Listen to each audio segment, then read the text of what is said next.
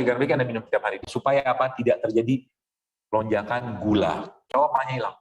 Tapi prinsipnya dia ngebersihin badan.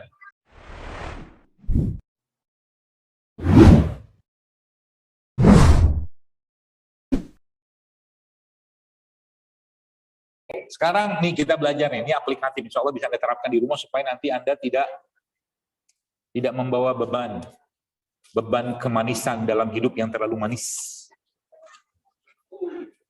Nasi, kita nggak bisa tinggal nasi kan? Kita nggak bisa tinggal nasi. Ya, ada beberapa yang ngikutin saya sekarang sudah mulai ngurangin nasi. Sebenarnya bukan musuh, kita bukan bermusuhan dengan nasi. Bukan, tapi masalahnya adalah karbohidrat yang ada pada nasi itu sudah karbohidrat olahan, dan dia sudah tidak ada serat, enzimnya nggak ada, vitaminnya habis, sisa sebagian besar cuman gula doang. Makanya kalau makan nasi, carilah nasi yang sehat. Contoh beras sehat apa nih? Beras coklat atau beras yang di depan tuh kayaknya ada, ada di depan tuh beras.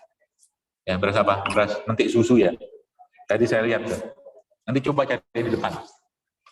Terus ya, ini beras sehat nih, atau mungkin beras yang lain. Ini kan kalau ini namanya beras coklat. Oke.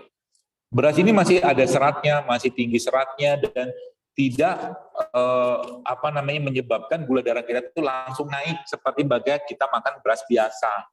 Gitu contohnya. Ya, makanya zaman dulu sebenarnya pisang itu sehat-sehat saja. Kalau Anda buka literatur tentang pisang, zaman dulu pisang itu banyak bijinya. Bijinya itu seratnya.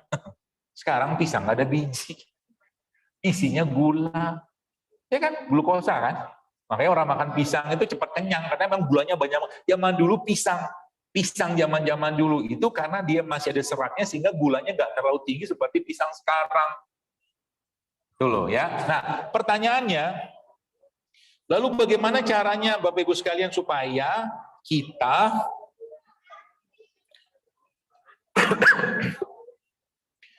kita makan nasi ini oke, sekarang mau cari beras coklat susah, beras mentik susu surap, susah lah. Sebulan makan beras biasa kan gitu. Bagaimana caranya? Setiap Anda makan karbohidrat supaya dia nggak terlalu kencang, ada dua cara yang Anda bisa lakukan untuk mencegah agar tidak terjadi namanya glucose spike. Glucose spike itu gulanya begini, habis makan yang karbo tadi, zep gitu loh. Kalau udah zep kayak begini, apa yang terjadi? Shut, turun dia, ngantuk. Lemes. Itu. Ya, caranya gimana? Ada dua caranya. 3 lah. Ya 2 atau 3 lah. Cara pertama, sebelum Anda makan yang karbo olahan tadi, nih, Anda air putih ya.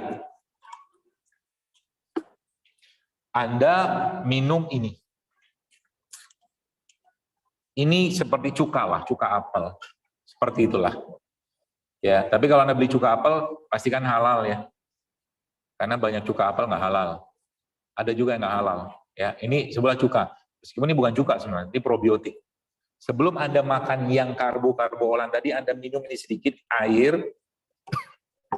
Anda minum sebelum makan yang karbo olahan tadi. Supaya apa? Tidak terjadi lonjakan gula. Minum, gitu kan. Bunyi sih nggak gitu, minum aja.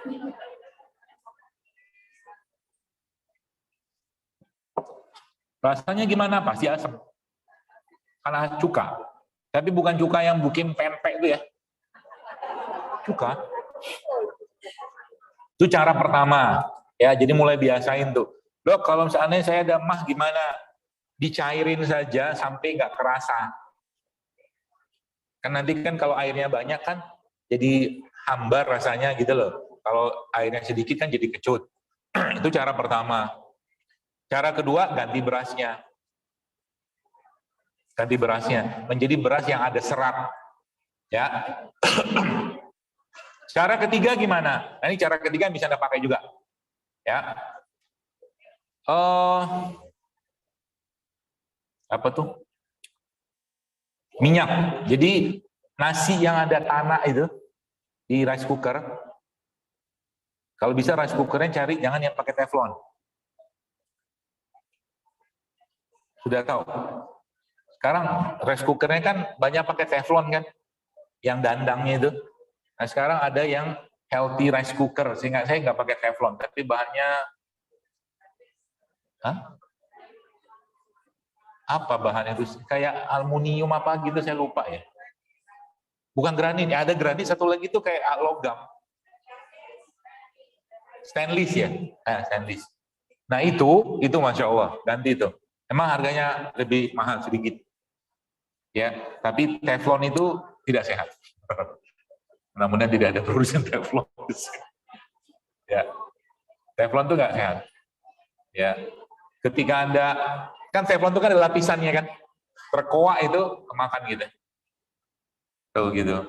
Jadi zaman dulu makanya orang masak nasi kan zaman dulunya pakai tanah liat. Itu paling bagus kalau ada. Ya. Nah, caranya gimana supaya tidak terjadi lonjakan gula?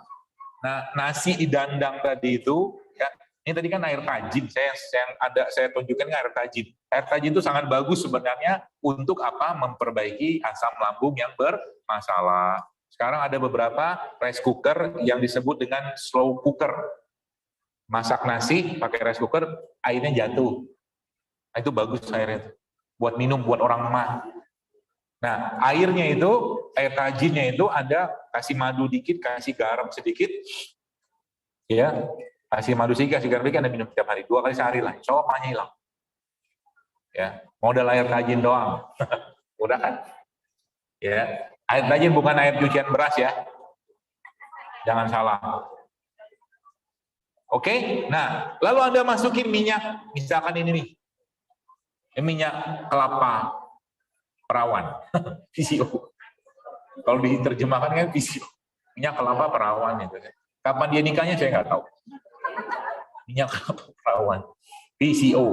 Anda campurin mungkin 1 sendok, 2 sendok, aduk di dalam nasi tadi. Itu cara yang mudah untuk tidak tinggi gula setelah kita makan nasi. Ya, atau bisa pakai zaitun juga, zaitun. Ya, campurin aja dalam nasi. Ya, nanti nasinya supaya lebih berserat gimana? Campur sambal. Dokter makan nasi, saya makan nasi kadang-kadang kalau perlu. Tapi kalau saya makan nasi itu taburan sambalnya banyak karena itu enzim semua. Gitu loh. Jelas ya 3 cara ya. Nah, lalu yang berikutnya kan kita bicara tepung tuh. Ini kita bicara masalah dulu ya. Kan banyak tepung. Nah, tepung-tepung tadi itu sama prinsipnya kalau Anda tidak ada pengganti, misalkan tepung yang sehat, nih beberapa tepung yang masih banyak seratnya lah ya, masih bahasa kita itu tepung non gluten gitu kan. Kayak tepung apa nih? Tepung sorghum. Ya, ini ada tepung sagu. Ya, kemudian ada lagi tepung mokaf dari singkong, ya, atau terakhir ini ada tepung, ini tepung beras. Ini dibuat jadi roti enak. Di depan ada kayaknya. Ada. Oh, satu lagi saya lupa tadi kasih tahu.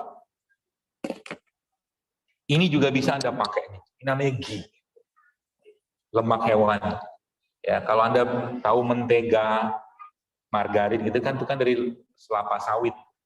Ya, tapi kalau ghee ini dia dari lemak hewan, dia sehat.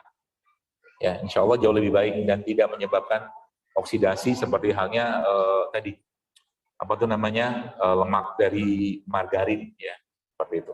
Selain minyak tadi tuh. Oke, nah tepung-tepung itu Anda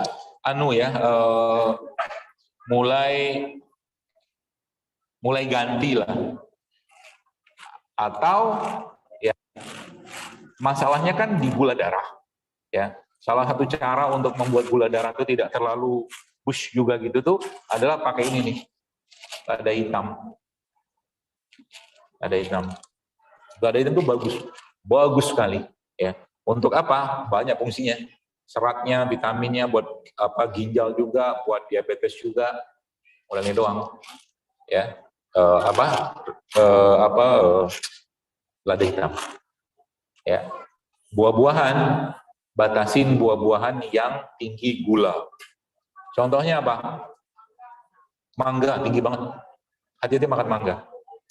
Ya, boleh makan mangga, kalau bisa jangan banyak-banyak. Terutama mangga yang manis banget kayak mangga gincu itu loh. Itu tinggi banget. Dan kalau bisa cari mangga yang matangnya tidak dikarbit. Matang pohon. Ya, jadi Anda bikin tenda di bawah pohonnya, ya, tunggu di itu matang pohon jatuh itu kan. Ya. Anggur juga tinggi gula. Ya. Terus apalagi yang tinggi gula? Nanas. Ya, nanas itu sebenarnya kalau Anda suka nanas, supaya nggak melonjak-lonjak juga gula Anda kalau habis makan nanas, bonggolnya dibanyakin makannya. Bonggol tengahnya itu, ya, itu bagus tuh buat seratnya. Biar mencegah supaya jangan gula dari nanas itu terlalu tinggi. Meskipun gula buah itu aman sebenarnya, asal jangan berlebihan. Ya, itu jambu air itu aman tuh, jambu air. Dia nggak bikin gula darah tinggi. Jambu air. Jadi buah-buah kurma itu tinggi. Ya, boleh makan kurma boleh. Ya, apalagi itu kan perintah Nabi SAW. Ya, tapi supaya kalau kita yang memang badannya sudah sensitif dengan gula, ya, maka Anda makan kurmanya campur butter. Butter tahu? Mirip ghee lah. Jadi kurmanya dibuka, masukin butter makan. Aman gula darah. Ya, atau kalau enggak kurmanya di black, bijinya dibuang, masukin almond. Itu juga bagus. Itu powerfulnya bagus banget. Atau kalau enggak, saya itu beberapa tuh saya nyobain kasih garam. Jadi ada buah-buahan tadi kayak orang makan rujak. Ya. Jadi buah-buahan tadi kan potong-potong kayak begini nih. Bu Ika udah siapin, udah ditungguin katanya. Mau bikin apa gitu kan. Tapi nggak ada mangkok, ya kayak buah beginilah.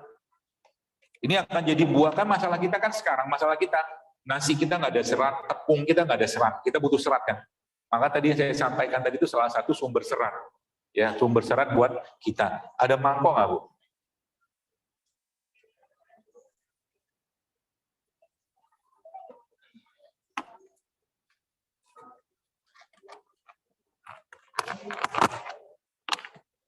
Nah, ini juga bagus nih. Sumber serat. Ya. Bekatul. Kulit ari beras. Ini bagus juga nih. Buat emak juga bagus. Jadi ini campur madu, campur garam, campur probiotik. Itu buat emak. Hah? Bekatul. Bukan gabah ya, kulit ari beras. Kalau gabah itu kan beras yang belum dibuka kulitnya kan. Kalau ini kulit arinya. Bukan yang bagian luar banget, tapi kalau lupa berapa pelapisan itu coba tanya ahli petani deh. Tapi dia bukan yang bagian luar banget. Juga bagus nih. Jadi buah-buah begini, Ibu sekalian,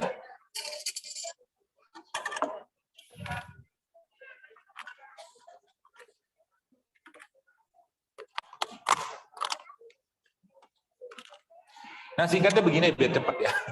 Ini buah, ya, Anda kasih madu dikit lah, nggak usah banyak-banyak gitu kan. Terus kasih garam sedikit, kasih lada hitam. Ya, kasih lada hitam sedikit. Ya, nggak pedes kok. Karena lada hitam tuh nggak kayak cabai dia pedesnya. Tipis. Ya, pedesnya itu tipis. Ya, ini sumber serat.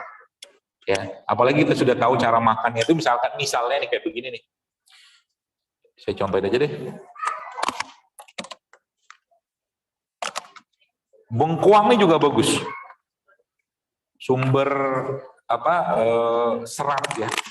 Kita sebutnya starch, kalau nggak salah. Nggak habis waktunya. Bagian makanan paling enak maksudnya.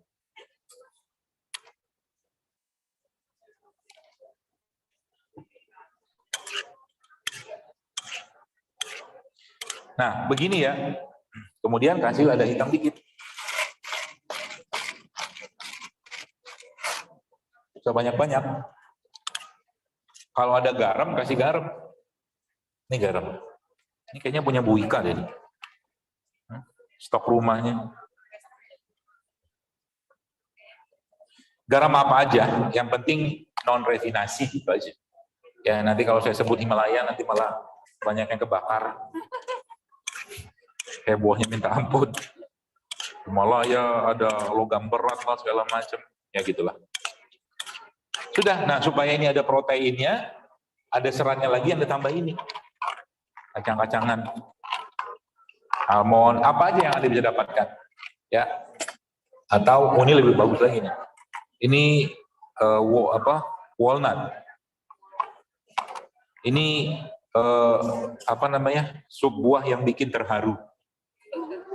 Karena harganya mahal. Terharu.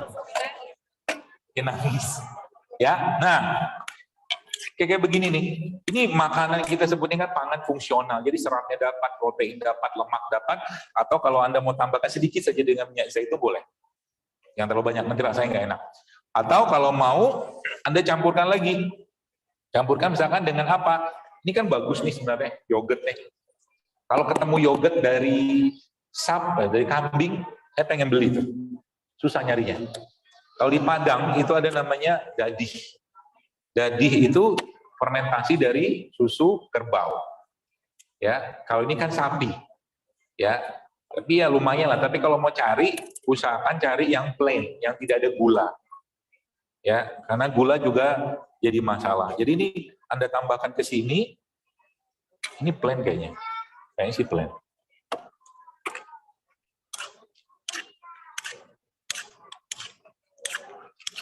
Ini udah jadi makanan yang seratnya dapat, enzim dapat, vitamin dapat, bakterinya dapat. Karena kan yogurt ada bakterinya. Apalagi Anda tambahkan kayak probiotik kayak begini. Dapat bakteri lagi. Ya, Masya Allah kan. Jadi menarik sebenarnya bahas makan kalau sudah benerin makanan. Jadi klinik. Penyakit itu tahap paling mudah kita perbaiki itu pakai makanan. Benerin makanan dulu, ya. Kalau makanan belum selesai, baru masuk ke herbalnya, terapinya. Jadi nggak usah ujuk-ujuk terapinya herbal apa dulu. Kalau makanan udah benar, sebagian besar penyakit itu karena masalah di nutrisi bermasalah dan salah tersesat dalam urusan makanan. Ya, seperti itu. Nah, termasuk juga makanan-makanan fermentasi kayak begini. Ya, ini kan tape ini kan makanan bagus sebenarnya. Tapi karena dia dari singkong ya, jadi juga jangan terlalu banyak juga karena kan gula. Tapi gula yang difermentasi itu aman. Aman maksudnya gimana? Nggak seperti nggak seperti gula biasa. Contoh, ini bukan gula, tapi ini kan protein, tempe. Kedelai ini yang difermentasi menjadi tempe kayak begini, ada satu vitamin yang adanya pada hewan, itu ternyata dengan fermentasi seperti tempe kayak begini, ini muncul di tempe, vitamin B12 ya saya. Jadi tempe ini kalau boleh saya katakan ini superfoodnya Indonesia. Segala macam nutrisi kita sebagian besar ada di dia. Jadi sayang banget kalau nggak makan tempe. Berarti bagus dong makan tempe goreng mendoan gitu kan? Bukan itu yang saya maksud. Beneran. Tempe kayak begini nih, ya nggak usah dimasak ya, karena kan sebenarnya ini sudah matang.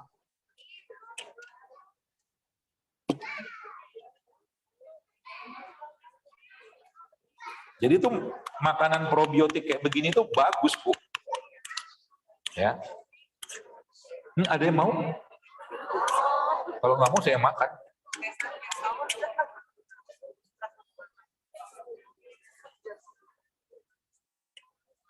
Nih, Ibu. Nggak mau? Kalau nggak mau saya makan. Ini Bu Ika aja nih. Saya tahunya Bu Ika doang karena beliau panitianya. Nah, semoga enak ya Bu. Tidak enak beri teman, tak enak beritahu kami. Nah, tersesat dalam makanan. Oke, itu sudah mulai kita perbaiki. Gula kan masalah kita lagi tuh. Ya. Jadi sebenarnya banyak masalah itu sebenarnya bukan karena enak Bu. Belum dicobain.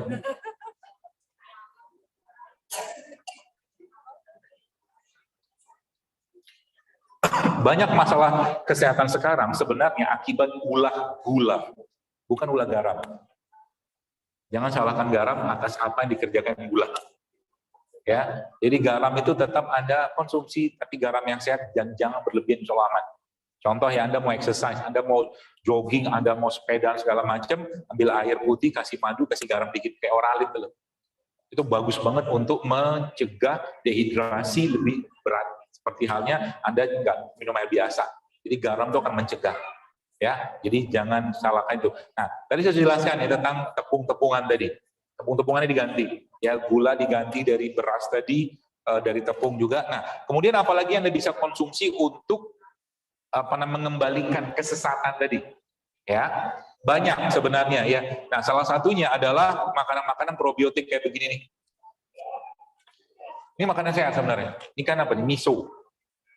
Ya kan kayak kita mungkin tauco kali ya. Ya, ini kan kalau miso kan Jepang. Ini makanan sehat. Ya, atau kalau enggak makanan-makanan kayak begini nih. Ya kalau versi Indonesia kan tempe. Ini kan fermentasi. Kalau bisa, setiap hari ada makanan fermentasi, Anda makan tiap hari.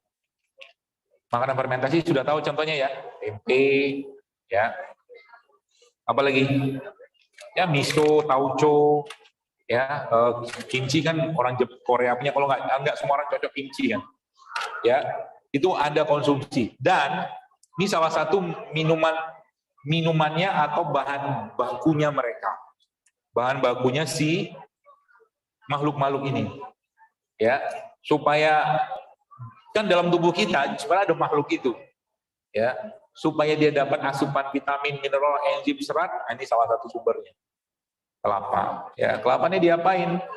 Ya, Anda kopek ini ya, buka ininya.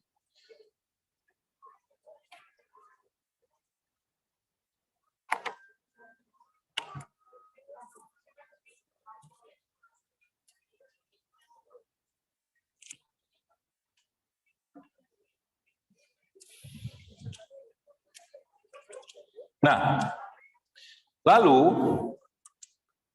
Anda masukin ini nih, madu. Dikit aja. Oke. Lalu Anda aduk-aduk.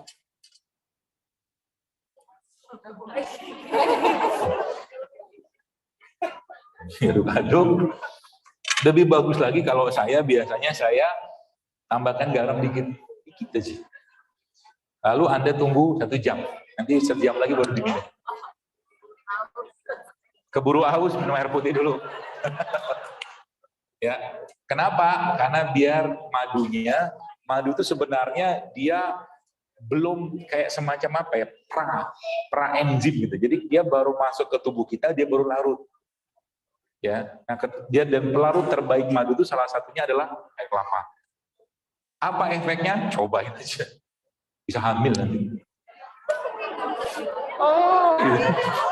Oh tidak. Ya kalau udah waktunya nggak hamil ya udahlah gitu. Tapi prinsipnya di ngebersihin badan. Jadi air kelapa apa dok? Kelapa tua boleh, kelapa muda boleh, asal jangan kelapa bakar. Kenapa kelapa bakar? Ini kan kelapanya tua ini. Ini tua ini. Ini kelapa yang ada gasnya ini. Ya. Kalau ini kan masih muda, ini ada gasnya. Yang saya suka minum kelapa soda. Ini enak banget nih. Seger. Sama prinsipnya, mau kelapa. Jadi nanti kalau beli santan, jangan dibuang airnya. Ya. Itu air isotonik terbaik. Yang jauh lebih baik dari air isotonik produksi manapun. Ya, yang dibuang. Ya. Bahkan seringnya kita beli 1.000 dapat seabrek-abrek kan. Itu Masya Allah tuh. Detox banget buat badan kita. Ya, tapi kalau bisa jangan disimpan. Dapat minum. Nggak bagus disimpan. Ya. Nah, jadi sekalian jemaah sekalian, itu beberapa cara ya. Cara kita ya termasuk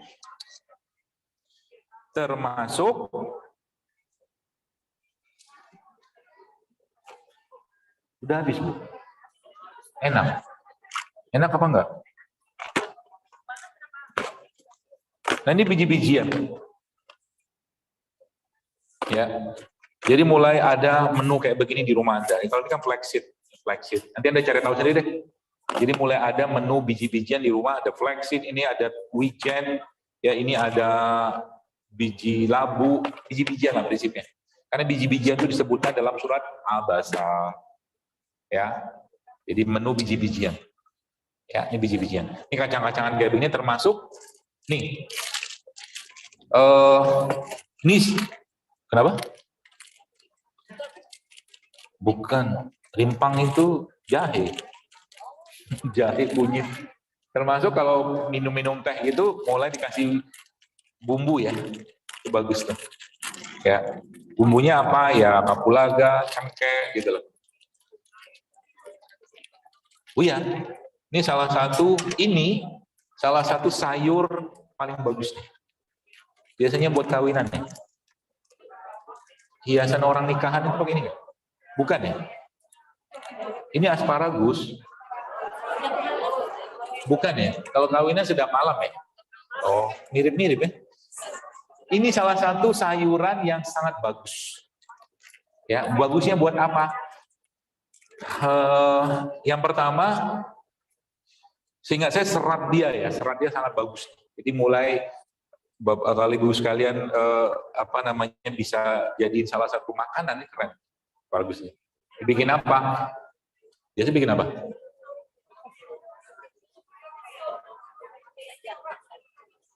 Bikin apa biasanya sekarang? Sup, ya, sup asparagus, ya, gitu. Nanti coba dibaca aja.